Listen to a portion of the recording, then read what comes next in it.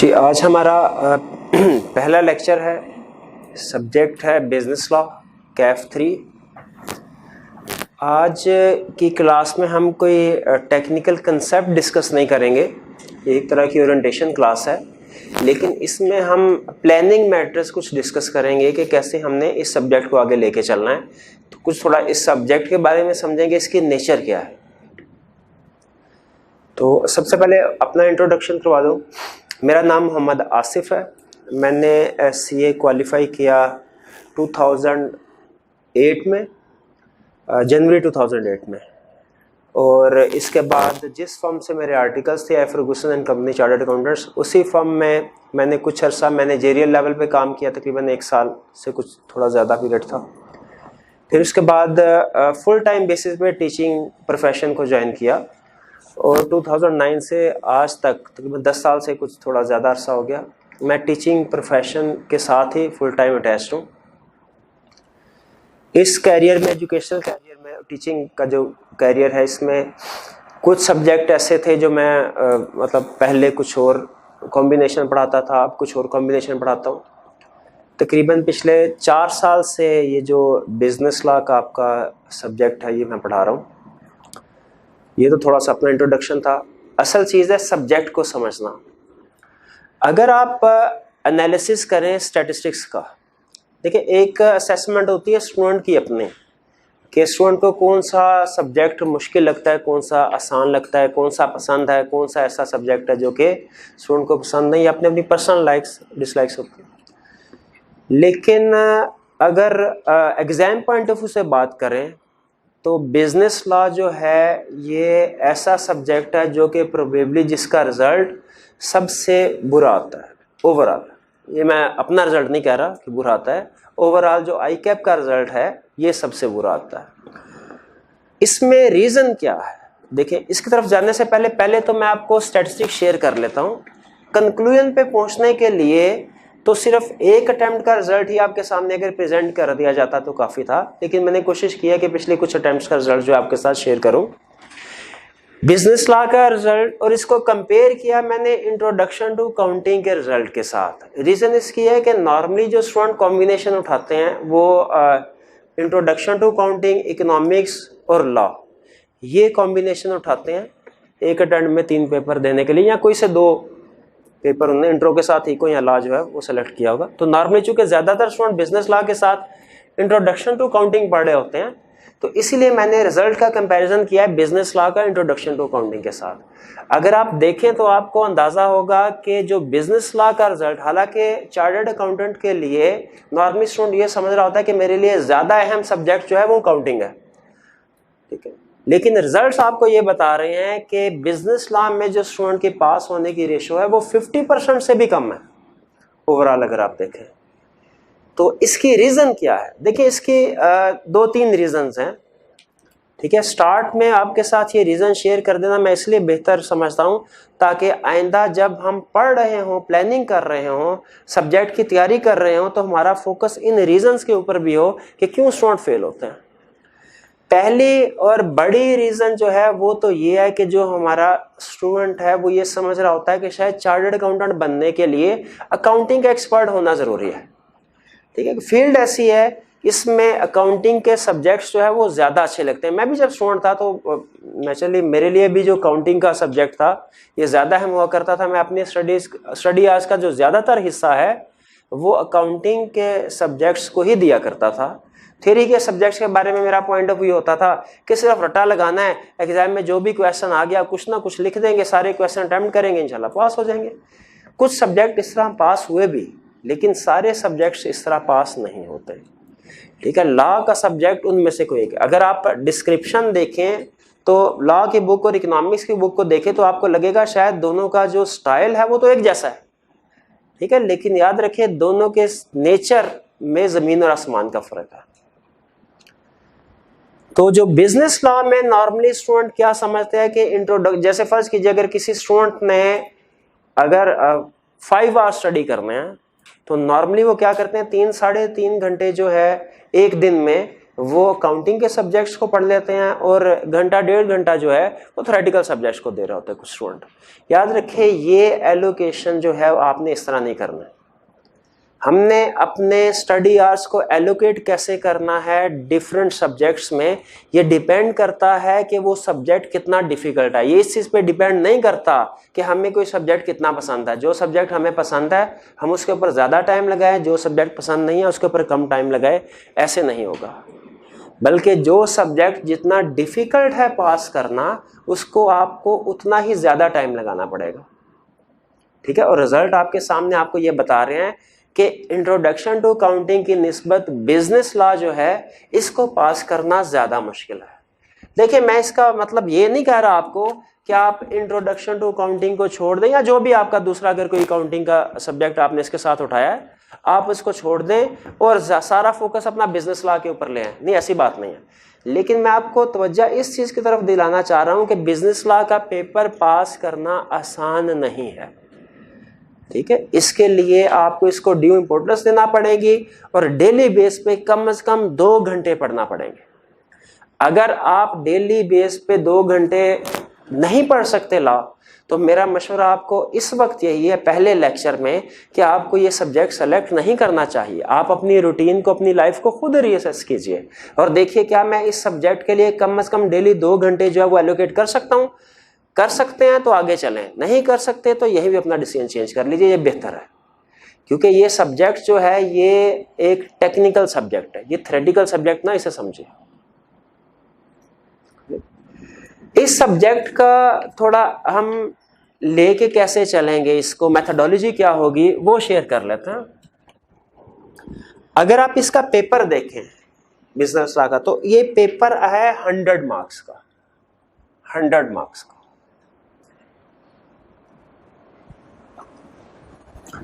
इसके 2 पोर्शन है। जैसे आपने वो इकोनॉमिक्स का पेपर अगर पढ़ा हुआ है तो आपको अंदाजा होगा कि उसमें भी 2 पोर्शन हुआ करते थे बड़े, एक माइक्रो इकोनॉमिक्स और मैक्रो इकोनॉमिक्स। तो हमारा जो बिजनेस लॉ का पेपर है 100 मार्क्स का, इसके भी 2 बड़े पोर्शन हैं। एक को हम कहा करते हैं मर्केंटाइल लॉ, मर्केंटाइल लॉ, और एक को हम कहते हैं कंपनी लॉ। इन दोनों की जो वेटेज है वो 50 मार्क्स ईच है, 50 मार्क्स। 50 मार्क्स का पेपर होगा कंपनी लॉ का और 50 मार्क्स का पेपर होगा मर्केंटाइल होंगे। चॉइस नहीं होती, यानी ये आपको पता है कि इकोनॉमिक्स के अलावा शायद और कोई पेपर ऐसा नहीं है हमारा सीए का जिसमें कोई चॉइस होती हो, ठीक है। इकोनॉमिक्स में, मैक्रो इकोनॉमिक्स में वो सिर्फ चॉइस देता है थोड़ी सी हमें। इसी तरह लॉ के पेपर में भी कोई चॉइस नहीं होगी। इसका मतलब ये हुआ कि सिलेक्टिव स्टडीज तो हम कर ही नहीं सकते ना, एक एक कंसेप्ट हमें वो पढ़ना पड़ेगा, सीखना पड़ेगा। और मर्केंटाइल लॉ का पेपर और कंपनी लॉ का पेपर आपने, ये असल में हम लॉ पढ़ क्यों रहे हैं इसको क्लियर कर लीजिए। हम लॉ इसलिए नहीं पढ़ रहे कि हमने जाके कोर्ट में जा प्रैक्टिस करनी है लॉ की, ऐसी बात नहीं है। बल्कि लॉ हम इसलिए पढ़ रहे हैं कि आप जब सीए क्वालिफाई करेंगे उसके बाद की पोजीशन पे, जैसे for example chief financial officer की पोस्ट पे बैठेंगे, तो आप जब लोगों के साथ कॉन्ट्रैक्ट कर, डिफरेंट कॉन्ट्रैक्ट्स कर रहे होंगे, सेल का कॉन्ट्रैक्ट, परचेज का कॉन्ट्रैक्ट कर रहे होंगे, बैंक से लोन ले रहे होंगे, लोगों को एम्प्लॉय अपॉइंट कर रहे होंगे, वो हर तरह के कॉन्ट्रैक्ट्स जो है डिफरेंट जो बिजनेस सेक्टर में होते हैं वो कॉन्ट्रैक्ट आप एग्जीक्यूट कर रहे होंगे, डीलिंग कर रहे होंगे। तो आपको पता होना चाहिए कि आपकी किस डीलिंग, किस कॉन्ट्रैक्ट की लीगल इम्प्लीकेशन क्या है, ठीक है। बहुत कम ऐसा होता है कि हम कॉन्ट्रैक्ट करें और हमें उस कॉन्ट्रैक्ट के बारे में कोर्ट में जाना पड़े। लेकिन अगर आपको कोर्ट में इन केस जाना पड़ता है तो आपको पहले अंदाजा होना चाहिए कि ये कॉन्ट्रैक्ट करते हुए मुझे किन चीज़ों का ध्यान रखना है, कल कला को अगर बात कोर्ट तक पहुंचती है तो मैं अपने पॉइंट ऑफ व्यू को डिफेंड कर सकूं। तो मर्केंटाइल लॉ 50, कंपनी लॉ 50। अगर आप देखें तो जो business nature of business organization हैं वो आपने पढ़ा होगा कि 3 तरह की ऑर्गेनाइजेशन होती हैं, सोल प्रोप्राइटरशिप है, पार्टनरशिप है और कंपनी। असल में हमारा जो कंपनी लॉ का पोर्शन है ये कंपनी फॉर्म ऑफ बिजनेस से रिलेट करता है। इसमें हम वो लॉज पढ़ेंगे जो कंपनी पे एप्लीकेबल है। और जो मर्केंटाइल लॉ का पोर्शन है इसमें हम वो लॉज पढ़ेंगे जो कि ज्यादातर सोल प्रोप्राइटरशिप और पार्टनरशिप पे एप्लीकेबल है। यानी बेसिक जो डिफरेंशिएशन है कंपनी लॉ और मर्केंटाइल लॉ में वो क्या है, कंपनी लॉ ऐसे लॉज हैं जो कि एक कंपनी पे एप्लीकेबल होते हैं, company form of business organization पे, और मर्केंटाइल लॉ जो है वो इसमें ऐसे लॉज हम पढ़ेंगे जो कि नॉर्मली सोल प्रोप्राइटरशिप और पार्टनरशिप पे एप्लीकेबल होते हैं। अब अगर आप एनालिसिस करें सिलेबस का तो है, दोनों के है वेटेज 50 मार्क्स, लेकिन अगर आप इनकी लेंथ देखें कि ये कितने लेंथी पोर्शन है, तो जो कंपनी लॉ का पोर्शन है ये हमारी आई कैप के स्टडी टेक्स्ट को सामने रखें, ये हमारे टोटल 27 चैप्टर्स हैं पूरे बिजनेस लॉ के, 27 चैप्टर्स हैं। इनमें से 9 चैप्टर्स जो है वो कंपनी लॉ के और 18 चैप्टर्स जो हैं वो मर्केंटाइल लॉ के। इसका मतलब ये हुआ एक डिसीजन तो हम फौरन ले सकते हैं कि कंपैरेटिवली कंपनी लॉ पोर्शन जो है हमारे लिए ज्यादा अहम होगा पास करने के पॉइंट ऑफ व्यू से मर्केंटाइल लॉ के निस्बत, क्योंकि इसमें हम कम चैप्टर्स जो है उनको कवर करके ज्यादा वेटेज ले सकते हैं, ठीक है, जबकि यहाँ पे चैप्टर्स की तादाद ज्यादा है और मार्क्स कम है, ठीक है। तो ध्यान में रखिएगा हमारा ज्यादा फोकस जो मतलब जो हमारी प्रेफरेंस होगी वो कंपनी लॉ होगी। हम पहले कंपनी लॉ को तैयार करेंगे ताकि मिनिमम एफर्ट्स करके हम मैक्सिमम मार्क्स को रिटेन कर लें, फिर इसके बाद हम मर्केंटाइल लॉ की तरफ जाएंगे। मर्केंटाइल लॉ में हमारे डिफरेंट एक्ट्स हैं, लॉज हैं, जिनमें से जो बड़े मेजर हैं वो 4 एरियाज हैं। एक हमारा पार्टनरशिप एक्ट, पार्टनरशिप जो कि पार्टनरशिप पे अप्लाई होता है। एक हमारा negotiable instrument act, negotiable instrument act है। एक हमारा कॉन्ट्रैक्ट एक्ट है और कुछ इंट्रोडक्शन है, introduction to legal system.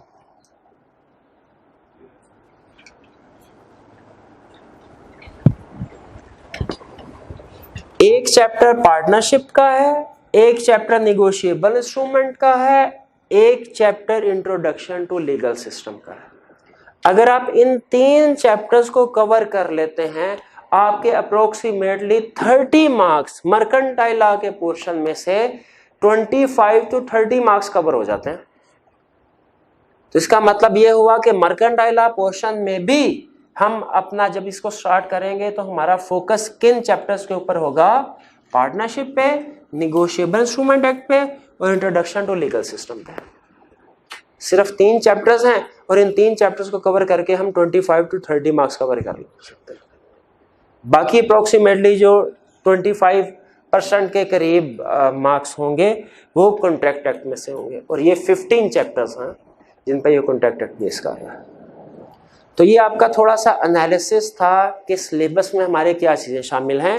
Negotiable instrument और कॉन्ट्रैक्ट एक्ट जो है ये नॉर्मली ज़्यादातर सोल प्रोप्राइटर्स पे अप्लाई होते हैं, ठीक है, ज़्यादातर, हमेशा नहीं कह रहा, क्योंकि कुछ केसेस में कंसेप्ट जो है पार्टनरशिप या कंपनी फॉर्म ऑफ बिजनेस पे भी अप्लाई हो सकते हैं। तो नेचर ऑफ बिजनेस ऑर्गेनाइजेशन 3 है, उन तीनों के ऊपर जो एक्ट्स, जो कानून एप्लीकेबल हैं, लॉज एप्लीकेबल हैं, उसके बारे में आईकैप ने हमें बताया कि हमारे स्टूडेंट को जो चार्टर्ड अकाउंटेंट बनने जा रहा है उसे अंदाजा होना चाहिए कल कला को वो सोल प्रोप्राइटरशिप के तौर पे खुद कोई बिजनेस करता है, पार्टनरशिप करता है, या इवन किसी कंपनी में जाके किसी अहम पोजीशन पे बैठता है, तो उसे पता होना चाहिए दूसरे लोगों के साथ जो भी डीलिंग कर रहा है उसकी लीगल इम्प्लीकेशंस क्या है, ताकि बाद में अगर कहीं प्रॉब्लम होती है, कोई लीगल इश्यूज जो है वो रेज होते हैं, तो उसे अपनी पोजीशन का पता हो। अब इसके बाद पेपर पैटर्न देखिए क्या है। स्टूडेंट ज्यादातर इसमें फेल क्यों होते हैं? देखिए, एक बड़ी रीजन तो मैंने आपको ये बता दी स्टूडेंट की है। वो रीजन क्या है कि दूसरे सब्जेक्ट, न्यूमेरिकल सब्जेक्ट की निस्बत लॉ को इंपोर्टेंस कम देते हैं, टाइम कम देते हैं। दूसरी बड़ी रीजन ये है कि ये सब्जेक्ट जो है इसमें सिलेबस ज्यादा है। देखिए 27 चैप्टर्स हैं, चाहे हमने कुछ सिलेक्शन करके तो 12-13 चैप्टर्स ऐसे बनाए हुए जिनमें 80% कवरेज हो जाती है और बाकी में 20%, लेकिन फिर भी हम रिस्क नहीं लेंगे। हमने तो एक एक कंसेप्ट 100 मार्क्स की तैयारी करने हैं। तो ये जो चैप्टर्स हैं, फॉर एग्जांपल 15 चैप्टर्स हैं, ये भी हम छोड़ के नहीं जाएंगे, पढ़ना तो हमें है। सिलेबस ज़्यादा। पहले जो स्कीम हुआ करती थी 3-4 साल पहले, उसमें ये दोनों सब्जेक्ट अलग-अलग हुआ करते थे। कंपनी लॉ अलग हुआ करता था, मर्केंटाइल लॉ अलग हुआ करता था। जब स्टूडेंट ने मर्केंटाइल लॉ का पेपर दिया तो उसे कंपनी लॉ नहीं पढ़ना होता था। जब कंपनी लॉ का पेपर देना, मर्केंटाइल लॉ नहीं पढ़ना होता था। इसका मतलब है बर्डन शिफ्ट हो जाता था 2 अटेम्प्ट्स में। अब वो बर्डन शिफ्ट नहीं हो रहा, बर्डन बढ़ गया है। अब टेक्निकली स्पीकिंग आपने एक ही अटेम्प्ट में 2 पेपर्स की तैयारी करने हैं, ठीक है। मर्केंटाइल लॉ एक अलहदा पेपर समझिए और कंपनी लॉ जो है वो एक अलहदा पेपर समझिए, ठीक है। आपने दो पेपर आई के अपने इकट्ठे कर दे तो स्टूडेंट पे बर्डन ज्यादा होता है। ये दूसरी रीजन है।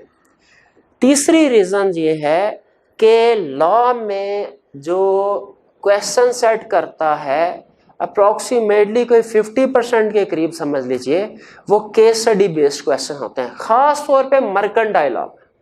मर्केंटाइल लॉ में तो वो कोशिश करता है 50 नंबर का पेपर है ना, 40 नंबर की केस स्टडीज बन जाए। कंपनी लॉ में फिर भी वो कोई 50-50 रखता है, कोई 25% के करीब, 25 मार्क्स जो है वो रिप्रोडक्शन के क्वेश्चन पूछ ले और 25 जो है वो केस स्टडीज को दे दे। लेकिन मर्केंटाइल लॉ में खास तौर पे उसकी कोशिश होती है केस स्टडी। हमारा जो एवरेज स्टूडेंट है वो जिस एजुकेशन सिस्टम से निकल के हमारे पास आता है उसमें केस स्टडी बेस्ड टेस्टिंग नहीं होती, ठीक है। Normally student FA, ICOM, FSC वगैरह करके आते हैं, तो उनमें जो हमारा एजुकेशन सिस्टम है, मैं खुद भी जब ज्वाइन किया मैंने, तो मुझे बड़ी प्रॉब्लम इस चीज़ की वजह से भी हुई कि केस स्टडी की प्रैक्टिस से पहले कहीं नहीं की हुई थी। नॉर्मल टीचर तैयारी करवाते थे, ये क्वेश्चन रटा लगाएं, इन्हीं में से आएंगे क्वेश्चन, पास हो जाएंगे। अब इसका पास भी होते रहे। लेकिन ICAP जो है इसका टेस्टिंग सिस्टम इंटायरली डिफरेंट है, ठीक है। तो इसीलिए इसमें जो केस स्टडी बेस्ड क्वेश्चन आएंगे उनके लिए आपने तैयार रहना है। हमारा स्टूडेंट ये समझ रहा होता है कि एक कंसेप्ट समझ आ गया, मैंने याद कर लिया, बात खत्म होगी। नहीं, बात यहाँ से शुरू होती है, क्योंकि ICAP उस कंसेप्ट को आपको केस स्टडीज में टेस्ट करेगा। अगर आपने जहन में रखिएगा केस स्टडी की प्रैक्टिस नहीं की तो चाहे आपने पूरी बुक याद कर लिया, इसका कोई फायदा नहीं होगा। केस स्टडी ही ऐसा एरिया है जो कि स्टूडेंट को पास और फेल में क्लासिफाई करता है। अगर आपकी केस स्टडी पे अच्छी ग्रिप है, अच्छी प्रैक्टिस किया आपने, इंशाल्लाह पास हो जाएंगे। अगर केस स्टडी पे ग्रिप नहीं है, प्रॉब्लम होगी जी। इसके बाद तो इसी तरह हम अपने जो क्लास होगी इसमें भी फोकस करेंगे ज्यादातर केस स्टडीज के ऊपर, ठीक है। हम जो भी हम कोशिश करेंगे कि अगर मैं कंसेप्ट कोई आपके साथ शेयर कर रहा हूं तो उसमें कोई पास्ट पेपर की केस स्टडीज जो है या रियल लाइफ एग्जांपल्स हैं वो आपके साथ शेयर करता रहूं। स्टूडेंट यहाँ पे एक क्वेश्चन पूछते हैं कि सर अगर हमने पेपर लॉ का अटेम्प्ट करना है, क्या लॉ के पेपर को एज इट इज जिस लैंग्वेज में हमने किताब में पढ़ा है उसी तरह हमें प्रोड्यूस करना चाहिए या अपने अल्फाज में लिख सकते हैं? ये एक बड़ा क्वेश्चन होता है। तो ज़हन में रखिए ICAP ने अपनी वेबसाइट पे ये एक्सप्लेनेशन दी हुई है। वो कहता है कि जी किसी भी सब्जेक्ट में रिप्रोडक्शन रिक्वायर्ड नहीं होती, स्टूडेंट से रट्टा रिक्वायर्ड नहीं होता। कोई भी कंसेप्ट है अगर स्टूडेंट अपने अल्फाज में भी उसको डिस्क्राइब कर देता है और उसने करेक्ट डिस्क्राइब किया है, ठीक है, अपने अल्फाज में डिस्क्राइब किया उस कंसेप्ट को, करेक्ट डिस्क्राइब किया है, वो इक्वली करेक्ट है। कहते हैं दुनिया की किसी भी प्रोफेशनल एग्जामिनेशन बॉडी में ऐसे नहीं होता कि रिक्वायर कर रहे हो कि जिस तरीके से हमने बुक्स में मटेरियल प्रोड्यूस किया है आप एज इट इज उसे एग्जाम में रिप्रोड्यूस करें। कहते हैं हम रट्टा को इनकरेज नहीं करते, बल्कि स्टूडेंट अपने अल्फाज में लिखे। खासतौर पे केस स्टडीज तो लिखनी ही अपने अल्फाज में होती है, तो स्टूडेंट अपने अल्फाज में लिखे वो ज्यादा बेहतर है। लेकिन वो कहते हैं इस चीज का ध्यान रखें कि कुछ टर्म्स ऐसी होती हैं जिनको आप चेंज नहीं कर सकते, कुछ लीगल टर्म्स हैं, उन लीगल टर्म्स को आप चेंज ना करें। ठीक है। तो जो भी आप अगर कोई कंसेप्ट आप अपने अल्फाज में कोई केस स्टडी अपने अल्फाज में सॉल्व करना चाहें तो बिल्कुल कर सकते हैं। लेकिन यहाँ पे एक सजेशन है मेरी तरफ से आपको कि शुरू में जब किसी भी सब्जेक्ट को आप सीख रहे होते हैं ना, तो शुरू में आपको अंदाजा नहीं हो पाता कि कौन से वर्ड्स चेंज होने से सेंटेंस का मतलब कैसे चेंज हो गया है। ठीक है, इंग्लिश वैसे भी आपको पता है कि हमारे लिए फॉरेन लैंग्वेज है, ठीक है, हमारी मदर लैंग्वेज तो है नहीं। तो बाज़ औक़ात इंग्लिश का सेंटेंस लिखते हुए हमें एहसास नहीं हो पाता कि किसी लफ्ज़ के चेंज होने से उसका मतलब भी चेंज हो जाता है। तो इसीलिए मैं स्टूडेंट को सजेशन ये देता हूं कि शुरू में तकरीबन 1 महीने तक जब तक आप उस सब्जेक्ट को अच्छे तरीके से समझ नहीं पाते, आप कोशिश कीजिए कि जिस तरह आपको आपका टीचर लेके चल रहा है, जिस तरह समझा रहा है या जो मटेरियल वो प्रोवाइड कर रहा है उसी को फॉलो करें, उसमें अपनी तरफ से चेंजेस करने की कोशिश ना करें। हाँ, जब तकरीबन 1 महीने के बाद सब्जेक्ट की बेसिक्स जो है वो डेवलप हो चुकी होती हैं, आपको पता चल जाता है कि इस सब्जेक्ट में टेक्निकल टर्म्स कौन सी हैं, किस टर्म का मतलब क्या है, उसके बाद आप अपने अल्फाज में किसी कंसेप्ट को लिखना चाहें तो लिख सकते हैं। ठीक है, लेकिन टेक्निकल टर्म्स को चेंज नहीं करना। और शुरू में जब बेसिक्स डेवलप हो रही हैं, कोशिश कीजिए कि जो आपका टीचर आपको जिस तरीके से लेके चल रहा है, जो वर्ड यूज कर रहा है, जो मटेरियल प्रोवाइड कर रहा है, उसी को फॉलो करें। ये ना हो कि अपने अल्फाज में कंसेप्ट लिखते लिखते वो कंसेप्ट भी चेंज हो जाए, क्योंकि अल्फाज डिफरेंट हो सकते हैं, इसमें कोई प्रॉब्लम नहीं, कंसेप्ट सेम होना चाहिए। अगर अल्फाज डिफरेंट होने से कंसेप्ट डिफरेंट हो गया, वहां पे फिर आपके मार्क्स डिडक्ट हो जाएंगे। जी, तो ये हमारे सामने स्ट्रक्चर आ गया। खास तौर पे मैंने आपको इसमें बताया कि केस स्टडी बेस्ड क्वेश्चन आईकैप सेट करने वाला है, और स्टूडेंट को बड़ी प्रॉब्लम जो होती है वो केस स्टडी के एरियाज में होती है। रिप्रोडक्शन के क्वेश्चन में स्टूडेंट को प्रॉब्लम नहीं होती, वो याद कर लेते हैं, केस स्टडी में प्रॉब्लम होती है।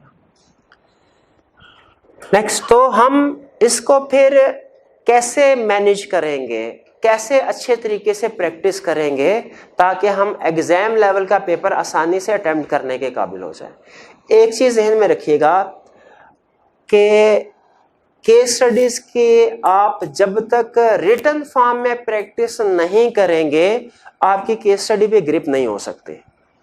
सिर्फ अगर आपने क्वेश्चन पढ़ लिया और जहन में आ गया कि जी इसका आंसर ये है, ठीक है, वो आपकी सही प्रैक्टिस नहीं होगी।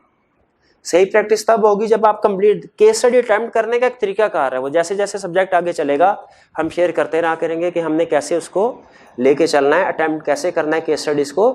लेकिन याद रखिए कि सिर्फ अगर आप उसको रीड कर लेते हैं और आपको पता चल जाता है मेन इशू क्या है, आप पासिंग मार्क्स अभी भी नहीं ले सकते। उसको एग्जाम स्टाइल में प्रेजेंट करना भी जरूरी है। प्रेजेंट करने के लिए कुछ तरीके होते हैं कि पहले हमने उसको कैसे स्टार्ट कैसे करना है, दरमियान में क्या करना है, लीगल प्रोविजन लिखनी है नहीं लिखनी, बेसिस ऑफ डिसीजन कैसे देना है, डिसीजन कैसे लिखना। उसके लिए जरूरी है कि हम ज्यादा से ज्यादा प्रैक्टिस करें। प्रैक्टिस करने के लिए हमारे पास 2 चीजें हैं। एक हमारा वीकली टेस्ट है, आपका वीकली टेस्ट हुआ करेगा, आपको एक दिन बता दिया जाएगा जो कि प्रोबेबली जो है वो सैटरडे, हाँ जी अनाउंस हो गया होगा।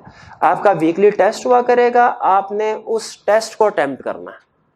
उसमें से वीकनेसेस जो हैं वो हमारे सामने आएंगे, और उस टेस्ट में हमारी कोशिश होगी कि केस स्टडी बेस्ड क्वेश्चन जो है वो ज्यादा टेस्ट करें। और दूसरा, जब कभी कोई भी चैप्टर कंप्लीट होगा, उस चैप्टर से रिलेटेड जितने भी पास पेपर के क्वेश्चंस हैं वो सारे आपके साथ शेयर कर दिए जाएंगे, ताकि आपको अंदाजा हो जाए कि इस चैप्टर में वो मैक्सिमम कितनी तरह के क्वेश्चन जो है वो पूछ सकता है। उसमें जो तो रिप्रोडक्शन के क्वेश्चंस होंगे वो तो आपने सिंपल एवेल्युएट करना होगा कि मैं इसका आंसर कर सकता हूं कि नहीं कर सकता, वो जुबानी कलामी करेंगे आप। लेकिन जो केस स्टडी बेस्ड क्वेश्चंस होंगे उनको आपको रिटन फॉर्म में अटेम्प्ट करना पड़ेगा। इसके बाद वैल्यूएशन हो सकेगी कि क्या आप इस चैप्टर की केस स्टडीज को अटेम्प्ट कर सकते हैं कि नहीं। फिर उसके बाद होम असाइनमेंट को हम क्लास में डिस्कस भी किया करेंगे, आपको इसका सोल्यूशन भी प्रोवाइड किया करेंगे। स्टडी मटेरियल क्या यूज करने जा रहे हैं हम, ये सुन लीजिए। देखिए, स्टडी मटेरियल कौन सा यूज होना चाहिए, इन शॉर्ट वही जिसमें से आईकैप ने पेपर सेट करना है। भाई आईकैप ने पेपर किसमें से सेट करना है, जो आईकैप का स्टडी टेक्स्ट और क्वेश्चन बैंक है। ठीक है, तो हमारा जो कोर स्टडी मटेरियल होगा वो आईकैप का स्टडी टेक्स्ट और क्वेश्चन बैंक ही होगा। लेकिन आईकैप का स्टडी टेक्स्ट या क्वेश्चन बैंक जब आप पढ़े, आपने इससे पहले अगर आईकैप की दूसरी बुक्स पढ़ी हैं, आपको अंदाजा होगा कि वो लिखी ठीक हुई हैं, उनमें कोई गलती नहीं, कोई प्रॉब्लम नहीं है बड़ी। लेकिन उनमें स्टूडेंट पॉइंट ऑफ व्यू से एक इशू आता है।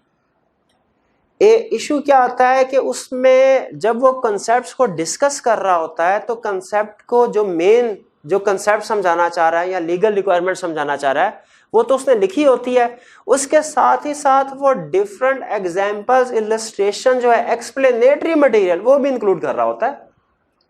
जब आप लॉ को पहली दफा पढ़ रहे होंगे आपको ये एक्सप्लेनेटरी मटेरियल जो है, इलस्ट्रेशन जो है वो बहुत अच्छी लगेंगी। आप कहेंगे यार बड़ी अच्छी बात है, जैसे कोई टेक्निकल बात करता है उसके फौरन बाद उसकी इलस्ट्रेशन दे देता है, वो हमें समझा देता है कि जी इसको अप्लाई कैसे करना है। आप कहेंगे तो बहुत अच्छी चीज है। लेकिन जब आप आखिरी महीने में जाएंगे रिवीजन करने के लिए उस वक्त यही अच्छी चीज आपके लिए नेगेटिव बन जाएगी। अब कहेंगे यार रिवीजन में तो मैंने तो सिर्फ टू द पॉइंट बात याद करनी है जो एग्जाम में टेस्ट करेगा।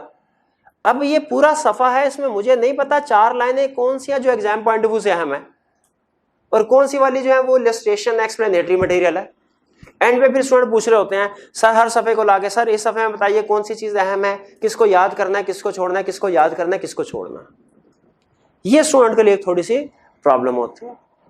और दूसरा, लॉ की लैंग्वेज जो है वो बुक में वो कुछ ऐसी है कि समझ आना थोड़ा सा मुश्किल होता है उस स्टूडेंट के लिए जो पहली दफा लॉ पढ़ रहा है।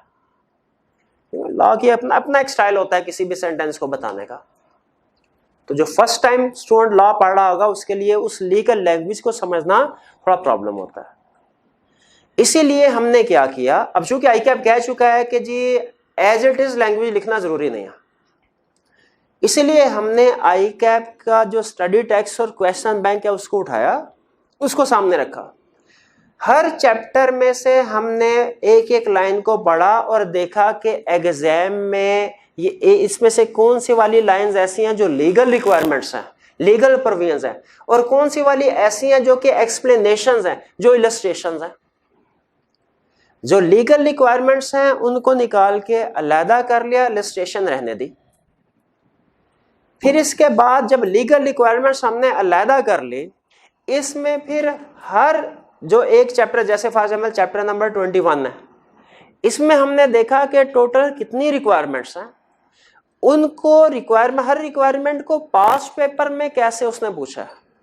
तो हर रिक्वायरमेंट के साथ हमने पास्ट पेपर के क्वेश्चंस भी ऐड कर लिए ताकि जैसे ही स्टूडेंट एक कंसेप्ट सीखे उसको फौरन बाद इवैल्यूएट कर ले कि क्या मैं एग्जाम लेवल की प्रिपरेशन कर चुका हूं, अगर ये कंसेप्ट जो मैंने पढ़ा है एग्जाम में किस तरीके से आता है और क्या मैं उस तरीके से एग्जामिनर की रिक्वायरमेंट के मुताबिक उसको अटेम्प्ट कर सकता हूं कि नहीं कर सकता।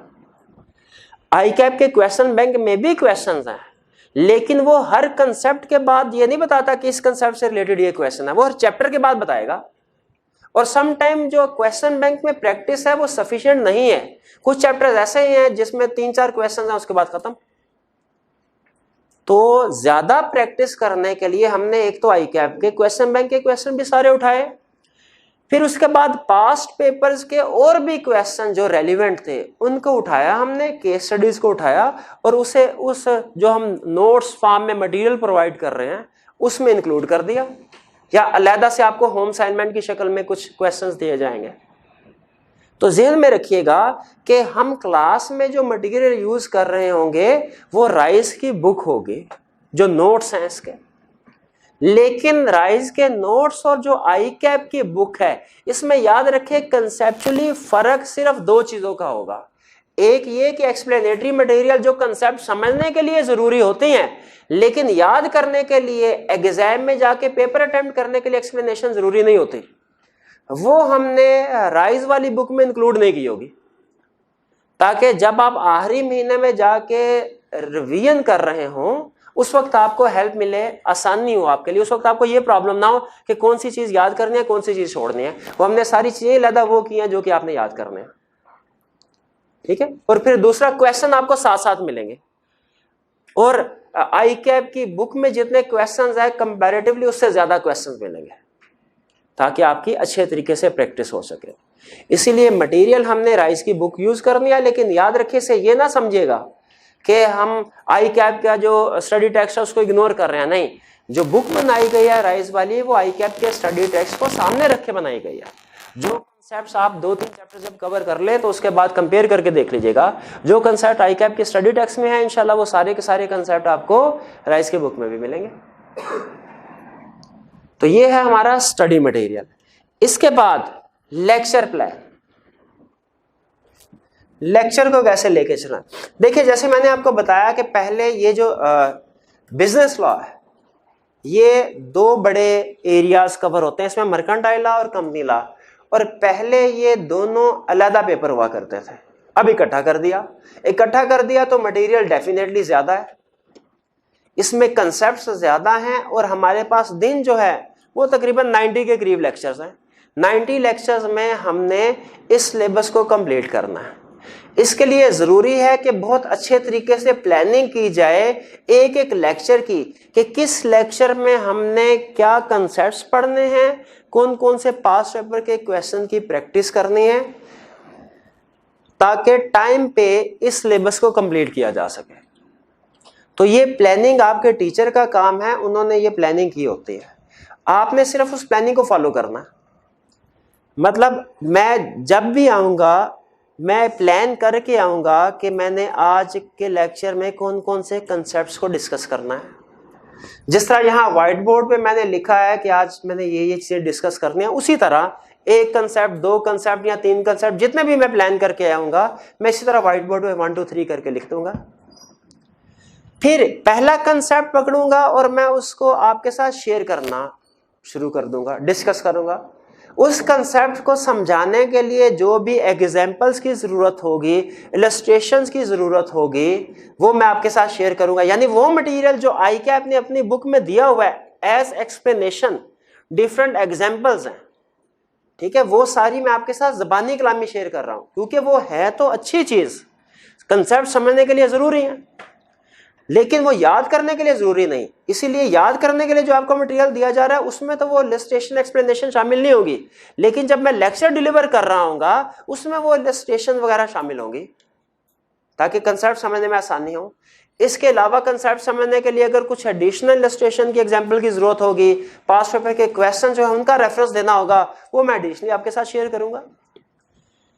जब तक मैं ये लेक्चर डिलीवर कर रहा हूं आपको, इसमें आपके जहन में अगर कोई क्वेश्चन आता है तो वो आपने नहीं पूछना, ठीक है। अगर आपके जहन में कोई क्वेश्चन आता है तो वो आपने नहीं पूछना, होल्ड कीजिए, साइड पे लिख लीजिए। फिर इसके बाद जब मैं आपको ये समझा चुका हूँगा, लेक्चर डिलीवर कर चुका हूँगा, मैं फिर आपको ये बताऊंगा कि आपकी बुक में यही कंसेप्ट इस पेज पे इस जगह पे लिखा हुआ है, वहां से जाके पढ़ लीजिए। आप उस कंसेप्ट को वहां बुक से जाके रीडिंग कर लेंगे। रीडिंग के लिए आपको 2 3 4 मिनट दिए जाएंगे। इस रीडिंग टाइम के दौरान में अगर आपके जहन में कोई क्वेश्चन आता है तो वो भी आपने नहीं पूछना। रीडिंग टाइम के बाद आपके जहन में जितने भी क्वेश्चन आते हैं, 10 क्वेश्चन हो, 100 हो या 1000 हो, 1 by 1 पूछिए। इंशाल्लाह मैं सारे क्वेश्चन को आंसर करके फिर आगे जाऊंगा। रीजन ये आपको क्वेश्चन ड्यूरिंग लेक्चर या ड्यूरिंग रीडिंग टाइम क्वेश्चन पूछने से मना क्यों कर रहा हूं, इसलिए कि एक्सपीरियंस से टीचर को अंदाजा हो जाता है कि हम जो सिलेबस, जो सब्जेक्ट पढ़ाने जा रहे हैं, इसमें किस चैप्टर में किस जगह पे स्टूडेंट को प्रॉब्लम आती है, कौन सी चीज स्टूडेंट को समझ नहीं आती, कौन सी चीज स्टूडेंट के लिए आसान है, कौन सी मुश्किल है। तो बहुत सी चीजें ऐसी होती हैं टीचर ने ऑलरेडी पहले से अपने लेक्चर में बिल्ड कर ली होती हैं। जैसे मुझे अंदाजा कुछ अपने एक्सपीरियंस है कि इस चैप्टर में इस जगह पे आके स्टूडेंट इस टर्म का मतलब पूछते हैं, या इस लीगल प्रोविजंस को जो है वो स्टूडेंट कहते हैं कि सर इसको दोबारा समझा दीजिए। तो हमने अपने लेक्चर में ऑलरेडी उन क्वेश्चंस का आंसर बिल्ड कर दिया होता है, ताकि स्टूडेंट के पूछने से पहले उसको आंसर मिल जाए। तो आपको अक्सर ऐसा लगेगा कि आपके जहन में कोई क्वेश्चन आया, लेकिन आपने होल्ड किया, थोड़ी देर बाद आपको उसका आंसर मिल जाएगा। फर्स्ट कीजिए उसका आंसर नहीं भी मिलता, फिर जब आपको रीडिंग टाइम दिया जाएगा तो मे बी रीडिंग टाइम के दौरान में पढ़ते हुए आपको उसका आंसर मिले। रीडिंग टाइम के दौरान में क्वेश्चन मैंने पूछना क्यों मना किया, उसकी रीजन ये है कि रीडिंग टाइम में जब सारे स्टूडेंट रीडिंग कर रहे होंगे, कोई एक स्टूडेंट अगर क्वेश्चन पूछता है तो बाकी सारे स्टूडेंट अपनी रीडिंग को छोड़ के उसका क्वेश्चन सुनना शुरू हो जाएंगे, उनकी जो रीडिंग है वो डिस्टर्ब होगी। लेकिन जब सारे स्टूडेंट रीडिंग कर चुके होंगे, उसके बाद अगर कोई क्वेश्चन पूछता है तो उसमें फायदा ये होगा कि सारी क्लास चूंकि रीडिंग कर चुकी है, वो उस डिस्कशन में पार्टिसिपेट कर सकेगी, अपना अपना पॉइंट ऑफ व्यू जो है वो कुछ स्टूडेंट जो है वो प्रेजेंट कर सकेंगे। तो इसीलिए प्लानिंग की जरूरत है। हमारे पास टाइम कम है और हमने इस कम टाइम में अपना सारा सिलेबस कंप्लीट करना है, जिसमें कंसेप्ट बहुत ज्यादा है। इसके लिए इफेक्टिव प्लानिंग की जरूरत है। क्लियर होगी ये प्लानिंग? आपकी तरफ से रिक्वायरमेंट क्या है कि आपने डेली बेसिस पे 2 घंटे पढ़ने हैं डेली बेस पे, और छुट्टी नहीं करनी, वीकली टेस्ट देने हैं। 3 चीजें आप मेरे से कमिट कर लें, इंशाल्लाह पास हो जाएंगे। ये मैं आपको आज बता रहा हूँ। पहली चीज, हर रोज 2 घंटे पढ़ना है। दूसरी चीज, छुट्टी नहीं करना है। और तीसरी चीज, वीकली टेस्ट जो है ये आपने अटेम्प्ट करना है। और जब मैं कहता हूं हर रोज 2 घंटे पढ़ना है, इसका मतलब है डेली पढ़ना है 2 घंटे। इसका ये मतलब नहीं है कि वीकेंड पे आपने 14 घंटे पढ़ लिया और कहा हक अदा हो गया, नहीं, ऐसे नहीं होता। ठीक है, हर रोज 2 घंटे पढ़ेंगे, उसमें जो आपको बेनिफिट होगा वो ज्यादा होता है। ठीक है, कुछ एजुकेशनल साइकोलॉजिस्ट हैं, उन्होंने रिसर्च की, रिसर्च करके उन्होंने हमें स्टूडेंट को समझाने के लिए एक इक्वेशन दी। उन्होंने कहा 2 + 2 इज ग्रेटर देन 6। हमने कहा इसका मतलब क्या? उसने कहा ये एक स्टूडेंट है लेफ्ट साइड वाला, एक स्टूडेंट है राइट साइड वाला। राइट साइड वाला स्टूडेंट एक ही सिटिंग में 6 घंटे पढ़ता है। लेफ्ट साइड वाला स्टूडेंट पहले 2 घंटे पढ़ता है, फिर ब्रेक देता है आधे घंटे, पौने घंटे, 1 घंटे की, फिर उसके बाद दोबारा 2 घंटे पढ़ता है। कहते हैं इस रिसर्च ये बताती है कि इस स्टूडेंट की प्रोडक्टिविटी परफॉर्मेंस ज्यादा है। इसलिए ध्यान में रखें, 2 घंटे डेली पढ़ेंगे, ये ज्यादा बेनिफिट देगा। अगर आप आखिरी महीने में जाके डेली 10 घंटे भी पढ़ें, वो बेनिफिट नहीं आपको मिलेगा। तो डेली पढ़ना है, कम से कम 2 घंटे, क्लास में छुट्टी नहीं करनी, और वीकली टेस्ट देने हैं। क्लियर होगी ये बात? क्लास में लेक्चर कैसे चलेगा वो भी मैंने आपको समझा दिया। ठीक है, क्वेश्चनिंग करनी है आपने, मैं क्वेश्चनिंग को इनकरेज करता हूं। जितने ज्यादा क्वेश्चन पूछेंगे उतना ही ज्यादा सीखेंगे। देखिए, टीचिंग जो है वो 1 वे प्रोसेस नहीं है, वो 2 वे प्रोसेस है। ऐसे नहीं है कि मैं आऊंगा, बोल के चला जाऊंगा और खत्म। जब तक आप क्वेश्चनिंग नहीं करेंगे, मुझे पता नहीं चलेगा कि आपको कोई चीज समझ आ रही है कि नहीं आ रही। ठीक है, और क्वेश्चन करके बजाय ये कि मैं आपको समझाऊं, आप खुद से क्वेश्चन करके सीखें, ये ज्यादा बेहतर है। तो क्वेश्चनिंग करें जरूर, लेकिन एप्रोप्रिएट टाइम पे। ठीक है, ताकि हमारा जो लेक्चर का टेम्पो है वो डिस्टर्ब ना हो। जी, तो ये था हमारा इंट्रोडक्शन, थोड़ा सा ओरिएंटेशन थी। इसमें आगे देख लीजिएगा हम कैसे चलने जा रहे हैं। पहले मैं स्टार्ट करूंगा कंपनी लॉ, और उसके बाद मर्केंटाइल लॉ की तरफ चलेंगे। कंपनी लॉ में क्यों स्टार्ट करूंगा पहले, ये मैंने आपके साथ शेयर कर लिया, क्योंकि इसमें मटेरियल कम है और मार्क्स ज्यादा हैं। तो हम चाह रहे हैं कि मिनिमम एफर्ट से पहले मैक्सिमम मार्क्स जो हैं उनको सिक्योर कर लें, उसके बाद फिर हम मर्केंटाइल लॉ की तरफ चलेंगे। ठीक है, मर्केंटाइल लॉ पोर्शन में वैसे तो केस स्टडीज दोनों पोर्शन में सेट होती है, मर्केंटाइल लॉ के पोर्शन में केस स्टडी ज्यादा है। जी, क्लियर होगी बातें? कोई क्वेश्चन पूछना चाहते हैं तो पूछ लीजिए। कल पूछेंगे, चलें, मैं भी कल पढ़ाऊंगा आपको। ये आपको ओरिएंटेशन, जो बातें मैंने आपके साथ शेयर की हैं, ये रिटर्न फॉर्म में भी आपको दी जा रही हैं। इसके अलावा कुछ और चीज़ें भी हैं कि क्लास में हमने इस क्लास को कैसे लेके चलना है। आज आपने घर जाके इस पेज को पढ़ना नहीं, 2 घंटे इसको ना पढ़ें। हाँ, इस पेज की रीडिंग कर लीजिए।